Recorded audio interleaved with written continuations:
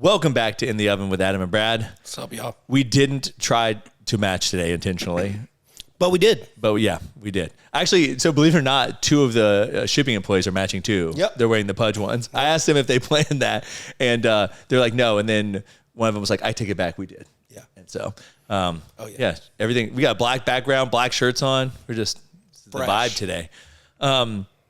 A lot is going on with Fat and Weird. That's kind of just like all coming to a head like at the same time.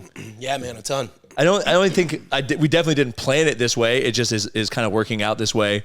By the time this is released, we'll have made an announcement, so it won't be a surprise unless you didn't see that. But we're closing down the storefront. I think a lot of people, when we make that announcement, are first going to be like, oh no, they're like not doing, or maybe, oh yay, they're not doing good. Depends on which side of which, if you're cheering for us or rooting for our demise. But it really is about the fact of, from, I guess, full transparency, what the storefront has brought in this year so far, we do in like one wholesale day. Yep. And so just the, a lot of people talk about like return on investment, like return on square footage for the storefront is just so low. It needs 2 employees. It takes up a lot of room, and it's just going to go. Yep. We need the space. We need the space for inventory. It's all good things on the other side, and obviously we're able to gobble up those employees into other areas of the business as we're growing. So fun stuff. Just that area we need it yesterday. And so yeah. And I think that I haven't abandoned Fat and Weird storefront in Panama City. I think it'll be a while, but I am talking to a couple people that are very interested in opening a concept that Fat and Weird would be a part of their concept. For example, there's a place or someone that's interested in opening downtown a ice cream shop, and they would love for it to be like Fat and Weird cookies and ice cream. So we're kind of saving some of our equipment. Yeah, we love local. Any way we can help. Any of y'all see this, want to get involved, reach out to us. But yeah, we've got a couple of places now, Weirdo Slice House. Yeah. Just a couple of different places that serve our cookies. You can get them. Of course, we've still got local pickup. But yeah, I mean, it'd be cool to partner with somebody that had like a cookies and ice cream shop or something. I think, the truth is I love sharing food, and obviously dessert is like a food that majority of people like. If you would share pizza with someone's like, I don't really like these ingredients, or I don't really like this. Rarely does someone like not like, I don't want to try that dessert. Like right. Usually, even if it's like something I don't think I'd be interested in, I'll be like, I'll try it, Yeah. And so I think that for me, I've always been that way. I'll go out to eat. I'm like, oh, you have to try this. Like, I love sharing food with people. It's like a love language to me. So I'll miss that aspect of like getting to see people enjoy our cookies in the storefront. But, it's just necessary for our continued growth. And like I said, I hope that by summer of 2025, we're somewhere else being able to provide that storefront experience, So I think that's realistic. Yeah, all good things. And also with those changes, for people that don't know, we did our birthday sale earlier this month / the end of July. And we got rid of our edible cookie doughs, and we got rid of the 1 pound cookies. I'm not going to say we got rid of megas, because now we're calling our 5.5 ounce megas. Because the truth is, a 5.5 ounce cookie is a mega cookie by most people's definitions. Yeah, sure. Your standard cookie that you make from the grocery store is 0.75 ounces to an ounce. Depends on which ones you get, but in general, they're usually 0.75 ounces to an ounce. So our cookies are still, 5-6 times as big as that. Right. It was just a good time for us, kind of just a good trigger moment. We had a lot of fun making those products and getting them out to you guys, but the one kind of sector is really just we're niching down, right? So we're just getting laser-like. We're trying to be an assassin in this one lane, and that's baked products. We've got the other facility that we've told you guys about, doing our frozen products, just because, again, they're better at that. But, yeah, it was just a good time. That takes a lot of energy and focus and stuff, all the other products away from the team. And, it's only giving us more time for more volume. Yeah, I think I've talked about this before. A lot of times when you're first starting a business, you're like testing the waters with different products, and you're just trying to cast like the biggest net possible to get as much people to buy your product. So, you know, for me, it was like not only offering a variety of cookie sizes and, you know, options as far as like dough goes, but also offering things like the vegan cookie and the gluten-free cookie, because you just want to capture a larger audience. Well, the truth of the matter is, when you're starting, you don't have a crystal ball. Yeah. So you don't have hindsight to your favor. But any business owner, and you'll tell yourself this, is like, I wish I would have done this sooner. I wish I would have streamlined sooner. Yeah. But the fact of the matter is, you don't know if you're good. If somebody tells you they want to buy it, you make it, you try to sell it, you go, oh damn, that didn't work. Yeah. Or it does work, and then you're very happy. And so yeah, you do. You kind of have to get whatever revenue you can to get to the next step, and it's, you know, it's one step after the other.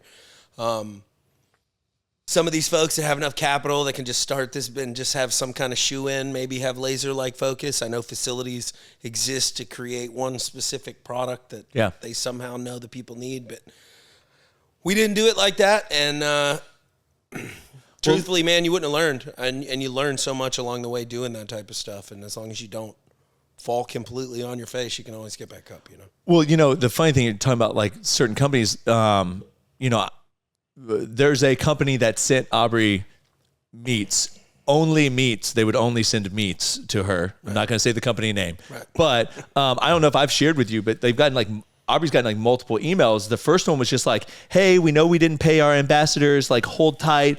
It's a holdup between some funding coming through. We're going to do 25 million in revenue this year, which everyone likes to talk about revenue. And I always tell you guys, like, revenue is like whatever, because like you can make 25 million, but if you spend 30 million making it, doesn't matter. Right. But anyways, you know, all this stuff. And then the next email is like, hey guys, you know, still having issues with funding, but if you want to keep promoting our products, we can send you some more meat, and, you know, that would really help us around this corner.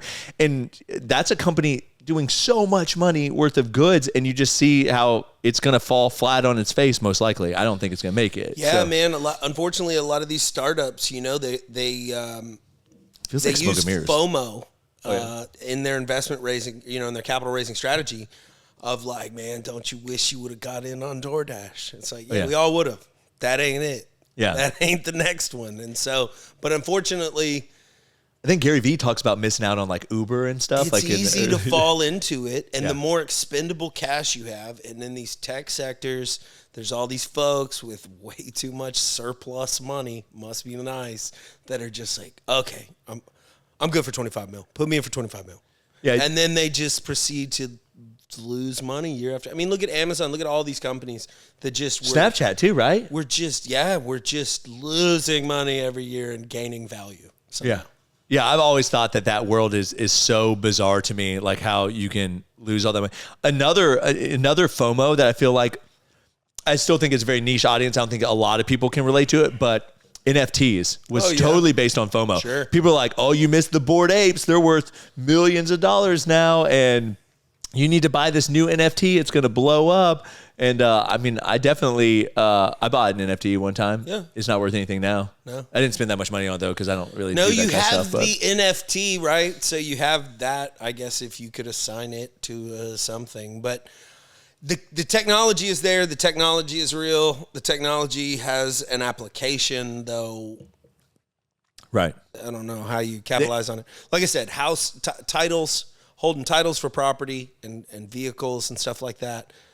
Irrevocable things that, you know, can rest on the blockchain.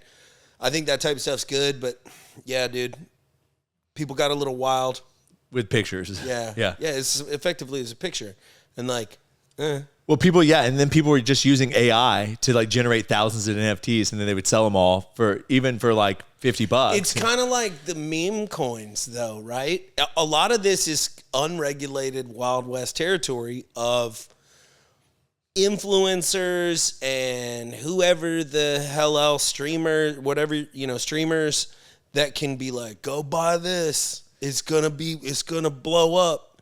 It's only gonna blow up if you guys go buy it. Right. And then the second anybody with any amount starts selling any of it's gonna start going.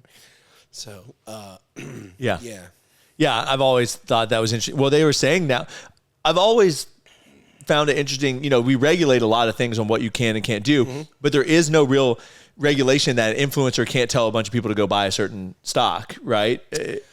Stocks are very regulated in that if a person is receiving like I could sorry, a little sound glitch there. I could, or anybody, The Rock, it doesn't matter, could tell people, hey, go buy NVIDIA if NVIDIA is not paying you. Right. And you receive no economic gain whatsoever, no problem. If they're paying you, you have to disclose that. Right. It still stands if like some company is paying you. But if I were to load up, and again, you would have to have so much money for this to really help you, but if I were to load up on Ethereum and then just pay a bunch of people to tell people to load up on Ethereum, I don't think that would be illegal because I'm just telling you to tell your followers. Well, what happened with the GameStops and AMC stocks? Wasn't it a Reddit thread that was like, that's right, go buy these stocks? Go buy these stocks. We're all holding them together. Yeah. And so, yeah, I thought that was, I mean, I don't think you can get in any kind of trouble for that. That's what I was saying. If I said, hey, man, I have 1,000 NVIDIA stocks, you guys should really invest in NVIDIA stocks too. Oh, yeah. Nothing wrong with that, right? Yeah. Yeah, but if NVIDIA was paying you or giving you stocks to say that. Well, I mean, I think nowadays, obviously legality, I think, so I'm required to tell people I'm getting paid or you're supposed to. Yeah. I think the social media is such a wild west, but you're supposed to say if you're making some kind of compensation on something. I think a lot of people already know that it's an affiliate link, like once they see it. But like a lot of the like the calendar company that sent me that one, I had to put like hashtag ad on there, and I truly believe that you then get not quite shadow banned, but it pushes your views down because it knows that you're monetizing something. Yeah, right. I can see that. I can see that working. I don't fully know how all that algorithm shit works. But. Well, speaking of shadow banning, did you see Mark Zuckerberg's letter? Oh, yes. Yes. To me, it's wild because I saw someone I know post it as an actual post because I see a lot of people share it on their stories as an actual post. So I actually got to start reading comments underneath it. And it is abundantly clear who people are going to vote for by what their comment was. Yeah. And it was just this is so wrong. I can't believe this happened. This is election interference and all this stuff. Or it's not that big of a deal. It's misinformation. I'm glad they did it. And you're like, I don't think you realize what you're saying. Like you're allowing someone to decide what was misinformation. And I understand there are situations where you say, I don't have enough information or there's not enough data to make a decision whether this is true or not. But allowing someone to like state something and then being like, nope, that's not true. And then being like, oh, dang, that was true. Like, that's not good. I feel like we've watched Mark Zuckerberg become a human over the past couple months. That's what a lot of people said too. Yeah. He's like, I'm not an alien anymore. My skin's a normal color, and I do normal people things. Yeah, yeah, like he's like doing Brazilian jiu-jitsu. So and weird, right? He's richer than ever, and so yeah, man. I don't know why. I took it that like I don't know that anybody made him release that letter, and so to put it on his, and make sure it stayed around. Everybody sees it on his own platforms. Yeah, it's kind of like.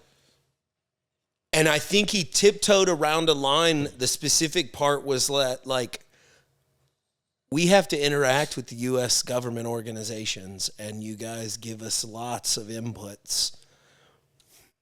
If you notice, a lot of the stuff said, Meta will no longer demote posts or whatever in America, right? This is an international brand that's in every country a lot of countries, the government just gets to say no.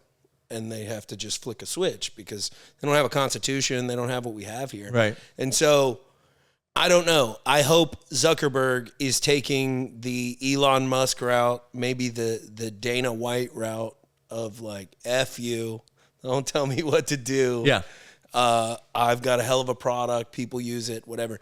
I think it's interesting. Yeah. I think the biggest thing that people say is like, oh, someone shouldn't be able to like just share misinformation.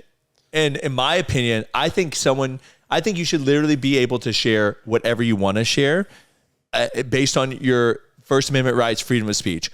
I also believe this is probably going to ruffle some feathers, that hate speech is not a real thing. Right. And the aspect of, obviously there's things you can say about demographic that are not nice things to say.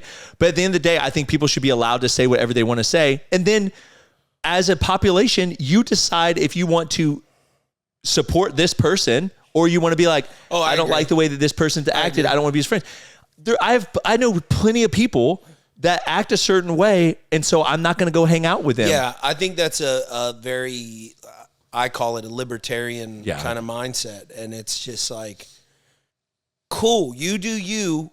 I don't want to do any of that, so I'm going to stay over here. Yeah. No problems. But I don't have to support you. Just have to leave you alone, and you have to leave me alone. Like, we can exist. And don't get me wrong, I'm not saying that people should be able to slander other people and like just say outright lies about them, because I obviously think that there is a line, and I don't know, because in today's modern, everybody's offended world, people are going to try to say the line is somewhere else. But I agree with you.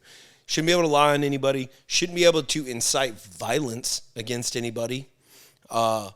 If you think white men are the problem with the world, I don't want to silence any of these angry people out there, or whatever you want to say is kind of like, I'll take it back to like the restaurant. If you want to open a restaurant and you're only allowed to eat in that restaurant if you're smoking a cigarette, then all the non-smokers just won't come. Right. And then society will put you out of business, or you'll somehow attract enough smokers to, and then there's a need for it. I don't know. I know it's silly, but that's my viewpoint. Yeah. Yeah, if someone doesn't want to sell someone a cake, you just need to go to a different cake shop. And you shouldn't be like, I'm going to sue you because you're not selling me the cake that I want. It's a free market. Well, just like you, right? Yeah, just like you should have the ability to turn down a paid political ad if you don't want to be the spokesperson for somebody you don't believe in. Right. You shouldn't be able to be like, well, you better take it and do a good job or I'm going to sue you. Right. You shouldn't be able to be like, no, you have to be my speechwriter and you have to do good. Like, you're like, no, these aren't my political views. Right. But we're going to pick on a friggin' bakery owner. Yeah. Right. Yeah. And I guess my thing is like, the whole idea is that it's a free market, right? So if someone wants to make the most amount of money as possible, then they're going to try to bend over backwards for the most amount of people as possible to try to get as much customers. But it's like, I don't know. I think the line, the moving target of, wokeness or whatever, I think everybody tried to participate, and I think there are some folks still trying far too hard to participate. But every time you think you're getting near like a cool, because like, again, do your thing. I love everybody. Just don't, the second you get anywhere near it, you're like, nope, here's a whole new set of rules, buddy. Yeah.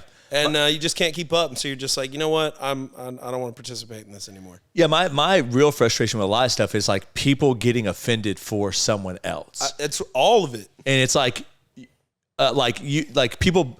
Honestly, I'll just take this directly to me. So if someone's watching this that hates me, here's fuel for your fire. People a lot of times, on Reddit or things will be like, you say demeaning and derogatory things to your wife. Okay. Right? Because I make sexual jokes with her, right? Her comment back is like, it doesn't bother me.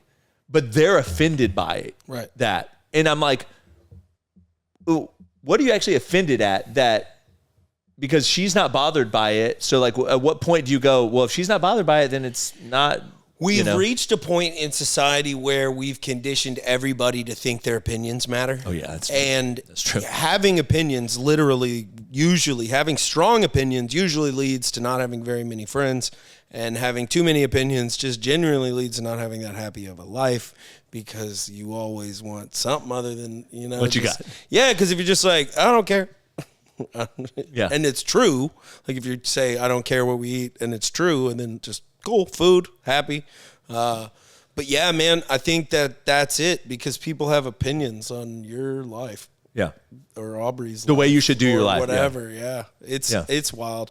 You probably know how many times how many people had opinions, which I know you don't have a lot of people that necessarily breathe into, but like where you should live and what you should do with all your the house. time. I mean, we still do, people, tell us all the time.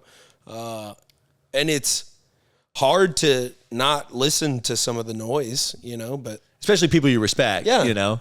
So yeah, I always remember who is going to have to deal with my decision, right? So if I did, for example, my car, there's some people that thought I should have got a different car, or they don't like the car I got, but who has to deal with those decisions? Me, my wife, my daughter. Yeah. That's it. You know, if you come ride my car, I guess you have to deal with it, but also it's like, then don't ride my car if you don't like it, you know? So it is interesting to me. Same thing about social media. You know, like we get a lot of people, I've always said social media is kind of like this open door policy to your house. Yeah. And people come in, and instead of walking in the house and being like, oh, this is a nice house, it's just not for me. You know what I mean? Or I wouldn't have done it that way, but it's not my house.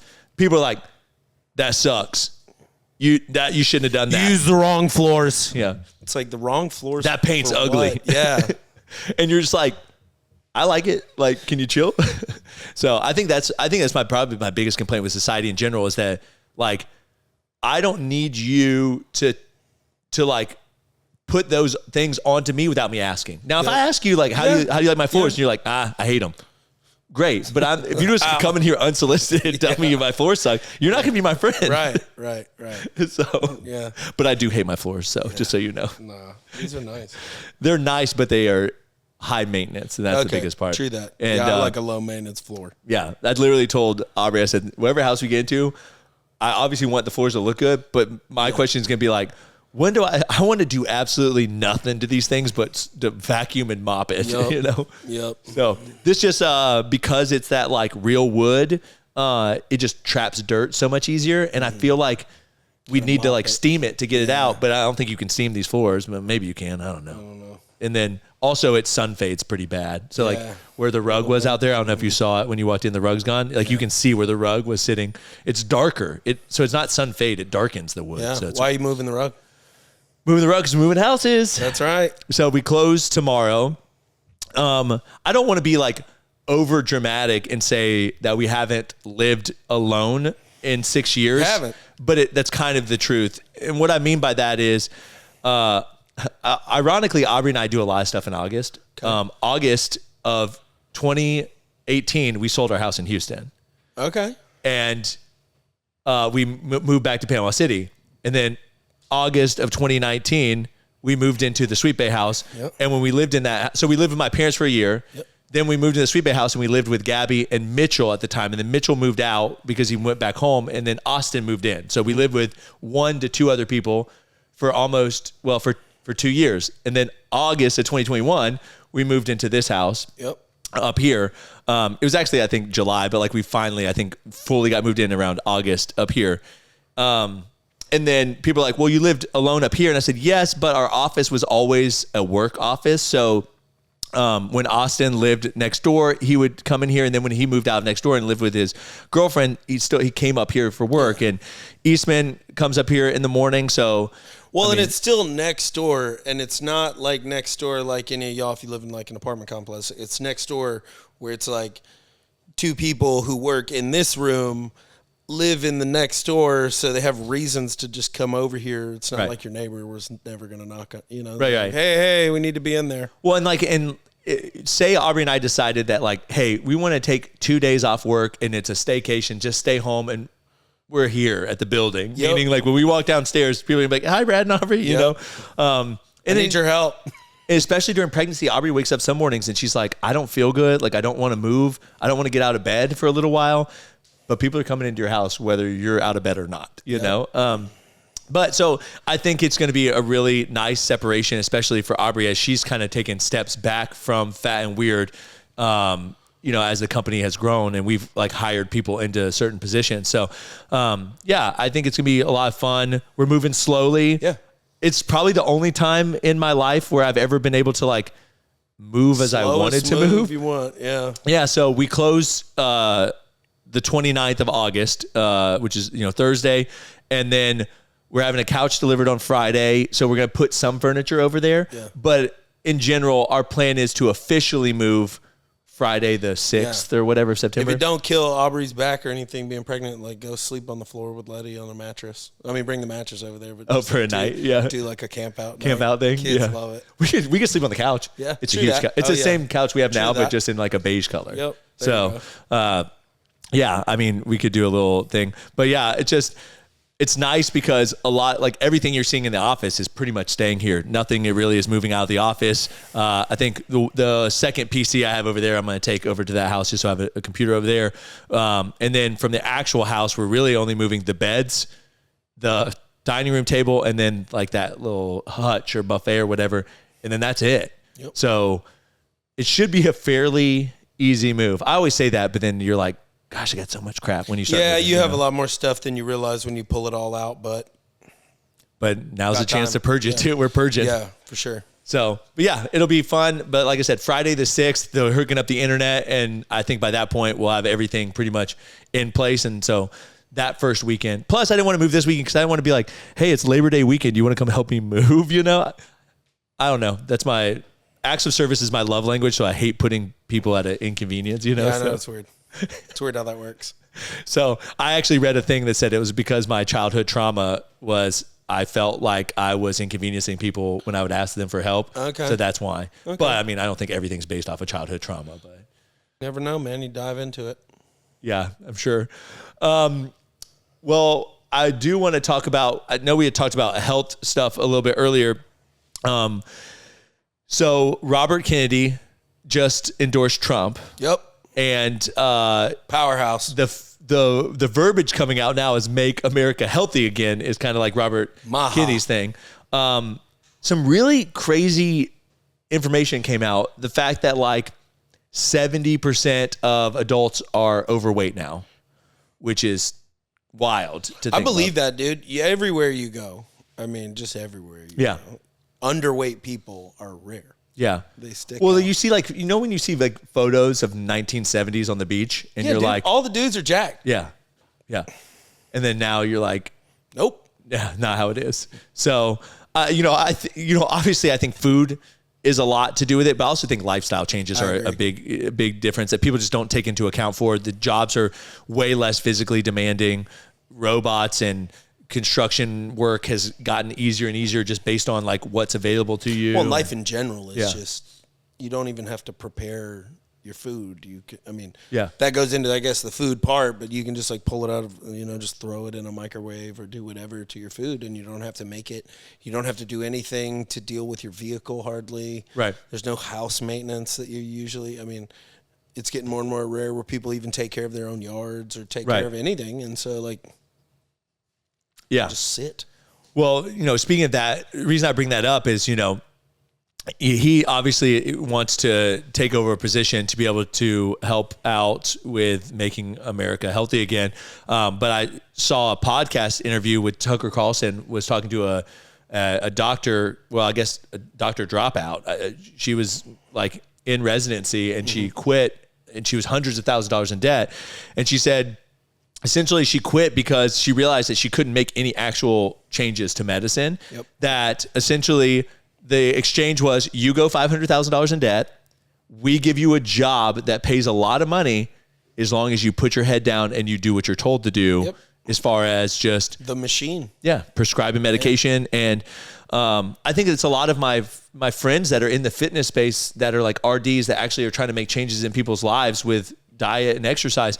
They hate it so much because they're like, all these people, like, you have Hashimoto's, go on all this medication, don't change anything about your life. Right. Instead of being like, let's work on your diet and exercise, see if we can heal your body. Yeah. It's tough, man. I'm sure it's truly hard for practitioners out there because the amount of people that are borderline dying that won't change their lifestyles. Right. Like, crazy. So they're just like, I don't think you're going to change your lifestyle anymore, or so jaded maybe. But yeah, you're right. There's no money in it for them without writing them scripts and chilling that out and the complicated billing system that is funding all those huge buildings, and like insurance companies is just layers and layers of bureaucracy in between the customer and the service provider. So it's like, it's inflated. People always tell you like, yeah, but you need it. And it's like, only because they created a need for you to need it. Yeah. Well, yeah, I saw something on medical billing, which we can talk about later, about essentially you need to look over your bills because everyone just assumes that the hospital billed you right. That's not the case. But yeah, I think that the issue is it's like, oh, you have a blood pressure issue. I'm gonna put you on this medication, but I'm not gonna tell you like what lifestyle changes to make in order to potentially get you off this blood pressure medication like later on. And I don't think that doctors and stuff should be able to make money based on what they're prescribing. Yeah. I feel like it's conflict of interest. You know, agree. obviously, you know, it would be like we have sales reps for the food distributors that we sell to, and they can get a lot of them, it's called spiffs. They can get money based on selling certain items. So sometimes it's like, hey, if you sell this product, you can make more money because there's this like a coupon for you. You sell this case, you get money back, like a kickback essentially. Well, it works the same way in the doctor's world where they're like, sell this drug and you get this much money. Yeah, but our industry, we're just trying to get these sales reps to highlight a food. Right. This is people's health. It's right. Yeah. That's why I'm saying I don't like it because it's like, why are you giving a kickback on someone's health? You know? Yeah. Well, that whole industry has just been rife with. Well, yeah, I forgot what the terms. I forgot what the law was that allowed them to start like advertising on TV. It was in the Bigger, Faster, Stronger documentary that was like, you know, pretty old now, but like literally they passed a law that essentially like ask your doctor about this drug, you know? And it's just like, it's wild. They don't do that in Europe. They don't do that really anywhere else. Yeah. Yeah, it is. Our healthcare system, I know a lot of people think like, oh, we should just have free healthcare. It's like the reason that we'll never truly have free healthcare is because you've already built this machine. So if it's free healthcare, it's really just going to become government subsidized healthcare, which really is what it's going to mean is that every taxpayer is now paying these inflated bills that the hospitals and stuff charge. And then there's no check and balance, right? Because the government's not going to go, hey, let me audit this bill you're sending us for this person's healthcare. Right. They're just going to pay the bill. And then they're just going to get super inflated on the other side. I believe you hit it. We have developed a hyperinflated system through the use of health insurances because they are able to pay, even though when you look at what they pay, they don't pay what the hospital claims it costs them, right? They have to write off huge portions of it. But they won't do that for you, but they'll do that for somebody who's going to transact $100 million with them this year. Right. Or whatever, right? The networks and all of that. And so we've created this hyperinflated thing that, when the government's forced to take over, it's going to get more expensive because we're going to add more layers of bureaucracy, and it's going to get footed to somewhere. And I know we say it's going to get footed to the taxpayer, but it's like... But we're already negative. We're in debt, yeah. So like... If the United States of America was a company, no one would buy it. They're like, how much money do you make as the USA, and then what do you? Oh, we lose about $10 trillion a year. You know? Yeah, I mean, yeah. I think you said $30 trillion in debt, and of that $30 trillion, half of it came in the last 4 years. Yeah, I mean, they just printed money like crazy. Yeah, and so I think that's my biggest issue with a lot of Democrats' principles. It's not that I don't agree that there are certain things that really should be taken care of for people. It's just that I don't believe that they're the best fit to take care of it for the people. Truthfully, I don't believe the government is the best. It's just all we got. And so, again, when you're forced to look at it between two parties, I think this election is entirely different. It's people that are for the deep state or whatever that's been around, obviously doing some nefarious stuff. If you don't believe that, I think you're crazy. Or Trump. Yeah. That's kind of what it is this time. It should be about Republicans, Democrats. It should be policies. It should be shades of the same, like you're more on this edge of the line and that edge of the line. And I think people think it's like over here. No, man, I truthfully believe that the Democratic Party currently is on course to just ruin the United States. Yeah, I actually think that I vote completely based on remove the people, because at the end of the day, they are just vessels for whatever, right? And but what I mean by that is they're vessels for their policy. So like people all the time accuse me of being like this MAGA Trump supporter. If between Kamala Harris and Trump, am I voting for Trump? Yes, I'm voting for Trump. But it's not because I think that Trump is this great person. I don't think that Trump is a good person. I think he's said some very off the wall and terrible things. However, policy to policy, first off, Kamala hasn't even released any of her policies, but just based on her background and what she's done thus far, my policies further aligned with Trump. Yep. There are things in Trump's policies that I disagree with. But at the end of the day, I have to look at them as I'm having to choose between two different items. And I have to say which item overall fits the course of my life and what I feel like is the best thing. And that's how you make decisions. I know there's people that vote based on a single policy. Like, I only really care about this one thing. Which party is aligning with that one thing? That's fine if that's how you want to do things. But at the end of the day, I look at things as a whole. I look at taxation. I look at government. I look at all kinds of items like that. The past, both of them have like past positions in the government, what they did in those positions, what the country was like underneath them as leaders. And I go, I like this way better. Yeah, I just look at it like we've had going on almost 12 years of basically the same administration. Support staff, probably speechwriters, all the same thing, right. Probably just piggybacked from Obama over. All the deeply entrenched politicians that supported them and their policies during the Obama era are still in elected high positions throughout. The Faucis, the rest of them. Yeah. And in that time, we had 4 years under a different administration, and people just seemed calmer, better off economically, less broke. And this was just a couple years ago. I mean, like, didn't hear about as many business. And I know the pandemic hit and everything else. Yeah, it's such a hard thing because it's just such a weird time. But, like, the states that had the hardest leaning Democrats with the shutdowns and the everything else, I mean, ruined those businesses. And now that we do have hindsight, whatever your stances were at that time, now that we have hindsight and realized it was a joke and that it was a flu and that this mass wave of didn't come. And we killed more people on ventilators. Yeah. And so now that we have that hindsight and we can look at it and we can go, man, no. Yeah. These people don't need to be in charge during a crisis. And the world's kind of in one right now. And so it's like, it's hard because, when you look back and they say, hey, honestly, 73% of, I don't know, some number, I don't remember the exact number, but we caused more deaths because we put people on ventilators. They probably would have survived without being on ventilators.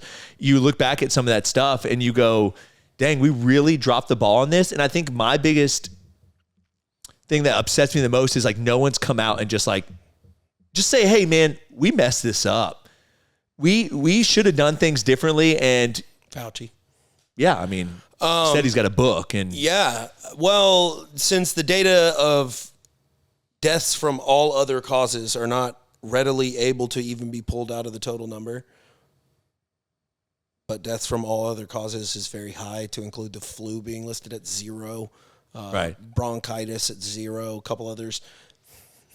Sorry, man. Like, it was a flop. And even then, though, man, still, like, businesses that were able to survive, like, we still thrived post that. Yeah. It's really just been the last couple of years that it seemed like everybody is just, like, saying they're broke all the time. Right, yeah. Or just going, like, even my folks that are still killing it, they're not taking the vacations they were taking. Your money doesn't go as far. Yeah. It's kind of depressing to see. Well, and a lot of these companies, what they're doing is raising their prices because people aren't taking the vacations. Yep. So then the people that are taking them, it's making them more expensive for those people. But, RFK Jr., which honestly, I feel like I like him the most, but obviously he had to drop out of the race, and I felt like he probably truly didn't have a chance to win against, Trump or Kamala. So I like that he dropped out. I mean, I would like to think that I would have voted for him, but then who knows, because it really is a two-party system. But, he's talked a lot about how we dropped the ball on that stuff. And then also we were told, don't question science. And he said, as a scientist, you always question science. Correct. That's literally the point of science. You question it, you push back against it, and then they must continue to prove why they're correct. And we were just told, this is how it is. Shut up and do it. And that's just not the way I think anyone ever wants a situation to be handled. You know, it's like asking your parents, like, why? And they're just like, because I said so, you know? And you're like, it's very authoritarian. It's very, it's they dropped the ball, man. Yeah. I like that RFK pulled his name out of the running. You know, I can see that the Democratic Party would not like that, as he's not going to pull very many Biden voters away, but he could pull Trump voters away. Yeah. He is a much more, depending on your mood set for it, Trump can be a type of way. I'll say RFK is much more tolerable in mass quantities. He is well-spoken, though he's kind of hard to hear. His voice is a little off. He's well-spoken. He's hella intelligent. He's in great shape. He's in great shape, which I respect the hell out of. Anybody that is in good shape knows how it's a 24/7 thing, eating, you know, not making all the decisions that everybody else makes. So I like that.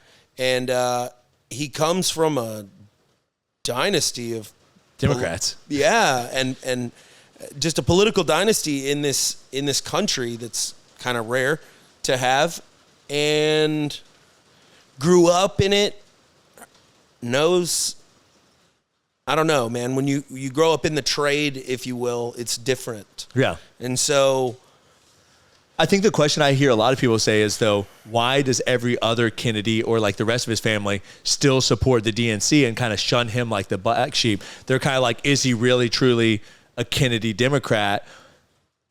And for me, I feel like he is. I feel like the party has left him. He didn't leave the party. Yeah, I agree. I feel like the Democratic Party of the 80s and 90s is like the Republican Party now. I don't know any Republicans that don't want to do something for the homeless, that don't want to do something for people with conditions or like whatever. I don't know any of those. I've heard about them from the past, you know, but like I don't know anybody. I don't know any current Republicans. Maybe it's just my friend group that don't like the idea of some kind of unemployment, some kind of something. We're a first world country. Not let's import a whole bunch of people who don't speak our language and are going to be very hard to train to work or do anything, and then subsidize their entire lives forever. And this, all the craziness, you know, like even the stuff down to like what Planned Parenthood does. They act like, you know, an abortion is just another option, just an alternative to Plan C, if you will. And it's like, dude, just don't treat it like that. Everybody I know would say there's reasonable reasons you do all kinds of stuff. Sorry, it's raining, and we're in the metal roof, so I don't really know how loud this actually is, so I don't know if we need to, like, continue on or take a pause. Well, I mean, I guess I'll start talking about this. We're moving out of this office to do the podcast into what was our master bedroom, because it's a big enough room to have, like, a whole podcast studio set up in there, and then it's going to be, like, a private office, and if we need to, like, meet with anyone more privately. So the nice thing is, the kitchen, living room, and then the office have exposed ceilings, as far as like, it's literally just metal and insulation above our heads, no roof, where the bedrooms actually have roofs. So when it's raining really hard, you can still hear everything just fine. It's nice when you're doing anything but doing a podcast. Yeah. I like listening to the rain. And, you know, so in our old house, you could hear the rain a lot. In our house, you can only hear it kind of if you're in the living room, kind of. The rest, you can't hear nothing. Right? Yeah. So I mean, I do love this sound. It's only frustrating when you're trying to do something that involves like if you're trying to watch TV at night, it's frustrating. But you know, but in general, it's like kind of this soothing thing. But I guess we'll just keep rolling with it. I don't even remember what we were talking about now. But I mean, I think what I wanted to say is just that, you know, at the end of the day, I was going to talk about abortions. So I think that if you really polled everyone, majority of people would agree on abortions, like 80%, would agree on the 80% of it. And my 80% is, if there's something that if the baby dies and the baby needs to then be aborted to get out of the woman, if there are the rare cases of like rape or incest, I think we all have this list. I agree. It should medically exist. From there, I kind of try to take that libertarian viewpoint of, I know what's appropriate for me and my family. Right. And I don't know what's appropriate for you and your family. Now, I have religious beliefs. I would love to tell you about them if you want to know. Yeah, I guess if you don't, then I'd still want to tell you. What I question is, where does my religious beliefs need to create a law? Because there are a lot of things that are legal that I wouldn't do based on my religious beliefs. Agreed. So why I do know in the Bible it talks about protecting the people that can't protect themselves, which would be unborn.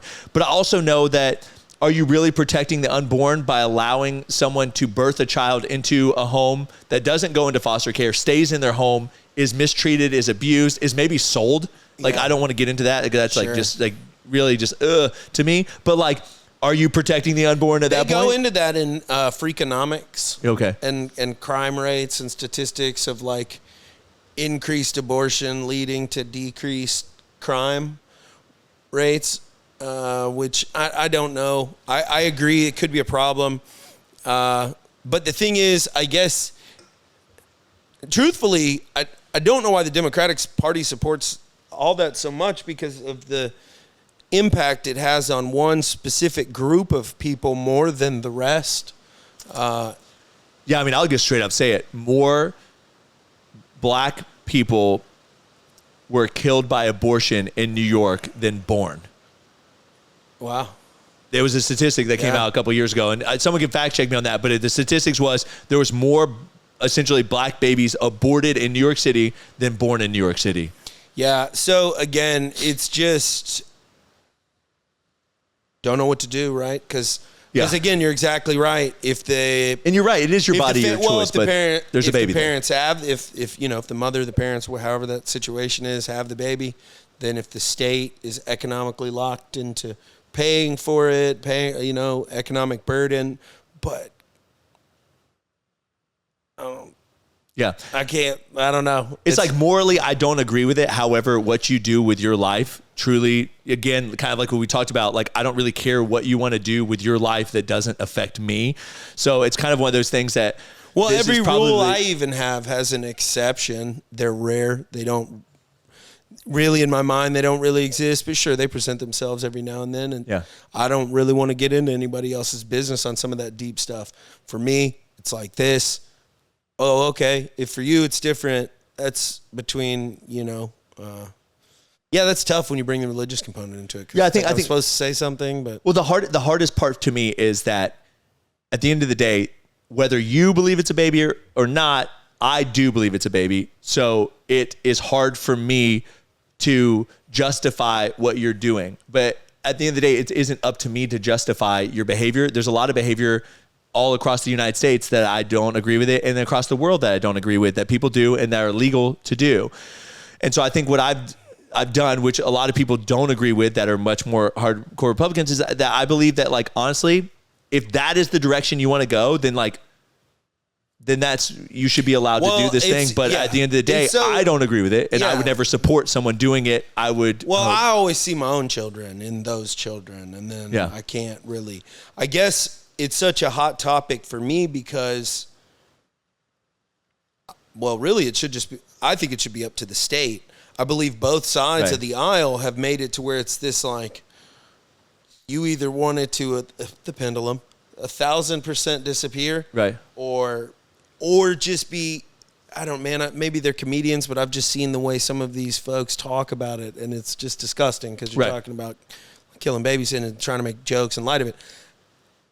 Their association with the Democratic Party means, like, I can't vote for that kind of stuff. Make it up to the state. And I think when we talk about states' rights, people are like, well, I don't believe the state should be able to choose. It's like, well, think about it. Marijuana, federally illegal, states legal for recreational, some for medical. To deal with all of the, so I understand, like, we've become so complicated that like I said, if the abortion goes away, then there's more economic dealings over here, and like governments have entrenched themselves into our lives to where now they're responsible for it. I wish we didn't let that occur. Yeah, I don't know. Yeah, this is a heavy political podcast, but I guess it just makes sense. There's a lot of political stuff like going on right now, and but I mean, I think for me, we constantly have to deal with the differences between states and federal rules, even for like hiring. We were talking about salaried employees. There's some states where you can do X, Y, and Z, and then there's some states you can't do those things. And then you're like, okay, I'm in this state, but my employee's in a different state. What are we allowed to do? Right. And so I think at the end of the day, a lot of those things are really just, to me, people are making them such huge issues when I don't think they're really as big as they're making them out to be, even because I know Roe v. Wade got overturned, but all it did was overturned the federal government's involvement in states' issues. And they just said, states, you decide what the abortion rules are going to look like. Right. So, and then the constituents of that state can decide. Right. You kind of get to pick your neighbors a little bit without saying you get to run the whole country. I think people put a lot of power on the presidential pick, and they put no effort and thought into like their congressman or woman. Yeah, local government, local, I say all the way up to the state level, but you're right. Everybody gets all hyped up about the president who ain't doing nothing for your town. Yeah. Right. So. Yeah, and they won't even tell you who. They won't even say they voted in a local election. So it's just funny to me how things that really do directly impact your life, like for us, like obviously having DeSantis during COVID was completely different than someone that had Gavin Newsom during COVID, right? And so it's really, I think it's just so important to pay attention to your local and state elections, because if you want to know what's going to have the biggest, I mean, the truth is, DeSantis can decide whether abortion is allowed or not allowed in the state of Florida, because it's a state thing now. So if you don't like that, then you need to vote at the state level, or you can move. Yep. I know plenty of people that have moved out of states because they don't like the way the state is run. Not many out of Florida, though. Florida's the fastest growing state. Yep. It's crazy. It is wild. Some other things to talk about. We were seeing, what was the other one? Oh, the AI. So now they've made it where you can deep fake in real time on AI.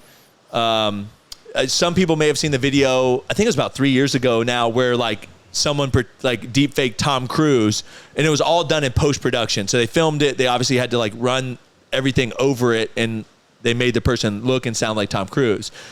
But now they're saying like literally you can FaceTime or Zoom somebody and be a different person with their voice. They're going to be catfishing, y'all. There's going to be I never thought about like just catfish from a dating standpoint. It was some weird And if stuff. You don't believe me, someone pretended to be a CFO of a startup in another country and was able to convince somebody to give them $25 million from the company, and they still haven't caught the person.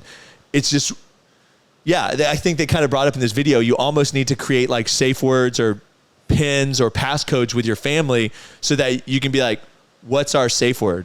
What's our whatever? I mean, you're going to literally be like, when's our anniversary? When did we meet? What's this? Yeah, you'd have to be clever, You're going to have to be clever because... Well, I always thought about it. It's usually they go after elderly people, right? Mm-hmm. Like my grandma got called one time that I was in jail and they needed to send money.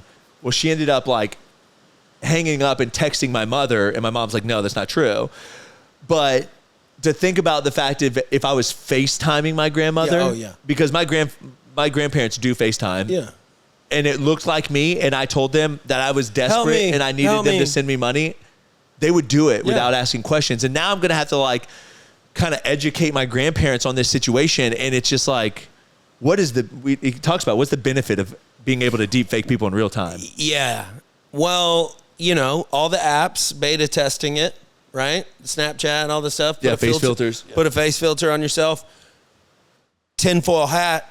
Who's funding all of that, right? Because it gets leaked all the time about all the funding that comes in through government agencies to run these types of things. So again, I don't know. I don't know what you could want to use it for anything other than theft related. Yeah. Whether that be, I don't know what you're stealing from, sexually pretending to be somebody else, getting money from them, getting whatever from them. I mean, it could be a dude pretending to be a girl in real time. Yeah. Well, I mean, like collecting blackmail related stuff if you were screen recording somebody else. Yep. Just, I don't know. I mean, yeah, I guess you could be like, "Oh, Mickey Mouse" to your kid or something, but right. But I mean, like, I don't see a lot good coming from it. Well, the reason I bring it up is because, too, like, I mean, recently someone tried to scam y'all's business, your laundromat. Yeah. Now imagine if, and they were just doing it on the phone with the person. They said, you know, hey, we have the office manager essentially on the other line. This amount's owed. You got to break into the office to get money. And they broke in and there's no money in there. So really they just messed up the window and the door. But long story short, how much more believable and how much less encouraging to do that would it be if it was like, it was Marcel on the phone. Yeah. Hey, Jamie, run in the office, grab some cash. Yeah. Oh, you can't get in the office? Don't worry about it. Just break the window. I really need it now. Right. Easy. Yeah. And it's just like, yeah, I think I wonder if this is how my parents felt about like the internet and stuff like that, you know, because they were like my age when it became like mass thing, you know. Did they feel the same concern that I feel now? And it's just like the old man in me, or I maybe because I've thought that too, except for when the internet came out, our parents thought that the Prince of Nairobi needed to give them 25 million. Right, but first they needed, you know, it wasn't like, "Mom, help, it's really me." Yeah. So I don't know. Yeah. The scamming has just gotten so much more realistic, you know? And I'll tell you too, there are scammers that like don't even try. I literally get emails all the time that's like, "Thank you for renewing your McAfee internet purchase." And it's literally like from a random email address. And there's like 30 people on this email chain. And I'm like, yeah, that's legit. But people fall for it or else they wouldn't do it. Right. So that's what I keep telling myself. But I don't. Sad that people fall for it. Did you ever see that movie, Beekeeper? Yeah. Same thing. Remember, he like scams the old lady and then she gets so sad about it. And, you know. Typical Jason Statham movie. Yeah. Just very transporter. And knocking them out. So, well, hopefully this rain didn't mess up our episode too much. I don't think it but did. Good old Florida. Yeah. Is there anything else you want to talk about? I think there was, the other AI, Google, can tell by your cough what your sickness is, which I find interesting because I feel like there's just like people's vocal cords are different. They're like the way they're built is different. But my cough is going to sound a certain way. See, I think these tech companies are skating some pretty thin lines of maybe not as audacious as what Theranos did or whatever. Oh, yeah. But going like, we can tell from a cough what disease you have. We can tell from your baby's cry. You know, but like, can they? I don't know. But, well, maybe not all. You know, like how developed does your developing app have to be? Because it seems like tech, you can just be like, "Oh yeah, we'll update it later." Yeah. Oh, it can tell. We're just not telling you yet. Yeah, it's only 10% accurate or something crazy. No, for people that don't know, that Theranos company or whatever was led by the girl that was the youngest woman to ever become like a billionaire, I think at one point, or maybe Anyways, paper billionaire. Long story short. Again, startup, fake money, but supposedly from like one drop of blood, they could do like all these laboratory tests that everyone was like, "No, you need like vials of blood to do all this stuff." And they're like, no.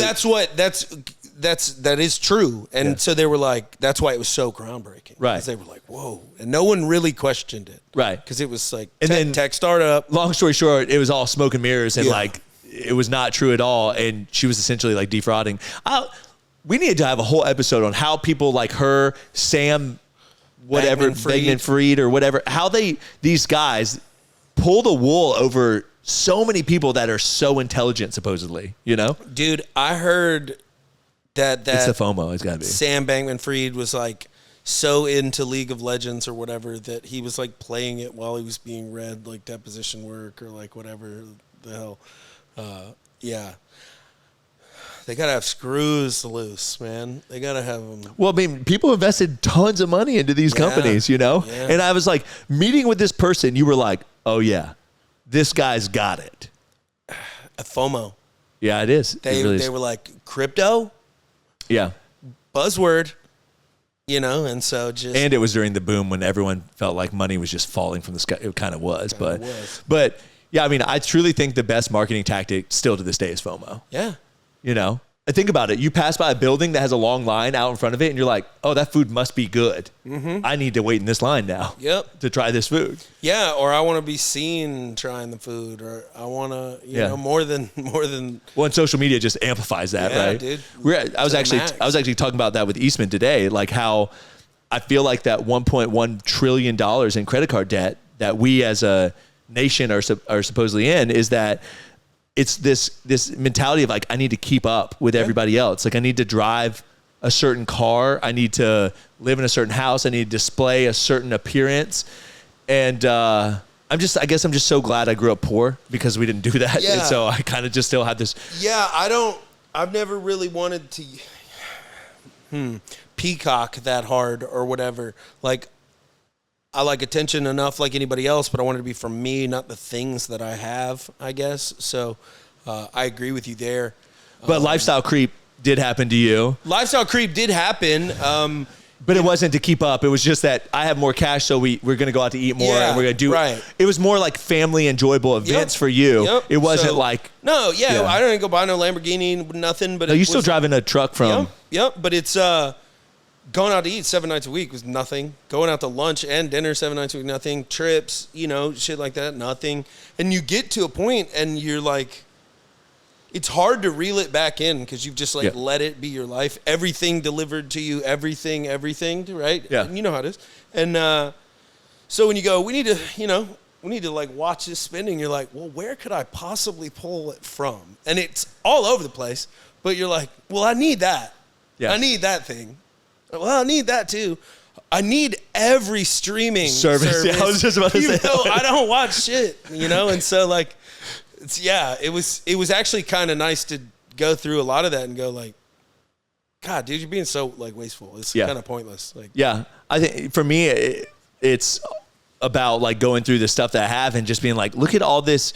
I'll look it back and I'll be like, I remember buying this thing, still got the tags on it, or like I didn't even use it.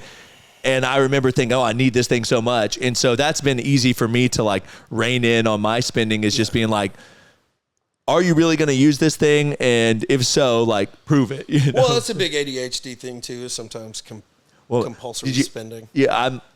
He hasn't diagnosed me yet, but my therapist was like, you have OCD. Yeah.